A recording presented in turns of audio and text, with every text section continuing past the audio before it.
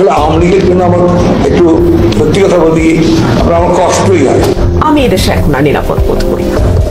প্রধানমন্ত্রীর জন্য খারাপ। মাইন্ড ইট, নৌকার ভোট হবে ওপেনে, নৌকার বিরুদ্ধে গেলে কারো বাঁচন নাই।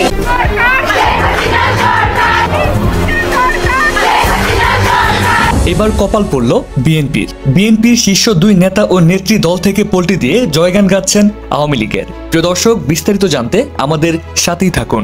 বিএনপির এত বড় দুই নেতা ও নেত্রীর পল্টি মেনে নিতে পারছেন না বিএনপির নেতাকর্মীরা। বৈষম্য বিরোধী ছাত্র আন্দোলনের মধ্য দিয়ে শেখ হাসিনা সরকারের পতন হলে সব থেকে আনন্দ ও জয়লাভ করেছিলেন বিএনপির নেতাকর্মী ও বিএনপির দল।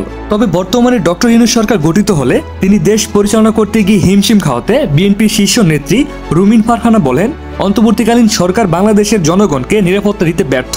শুধুমাত্র শেখ হাসিনার কাছে এই বাংলাদেশ নিরাপদ। বিএনপি, জামাত এবং অন্যান্য বিরোধী দলের উচিত দোয়া করা যাতে শেখ হাসিনার সরকার আবারও ক্ষমতায় আসে। তবে এদিকে বাংলাদেশে কোথাও সংঘর্ষ ও মারামারি হলে বদনামে জড়াতে হয় বিএনপির নেতাকর্মীদের, যেটা মানতে নারাজ বিএনপির বড় নেতা মির্জা ফখরুল। তিনি বলেন, গত 15 বছর শেখ হাসিনা সরকার থাকাকালীন মানুষ অনেক নিরাপদ ছিল, এমনকি বিএনপি নিরাপদ ছিল।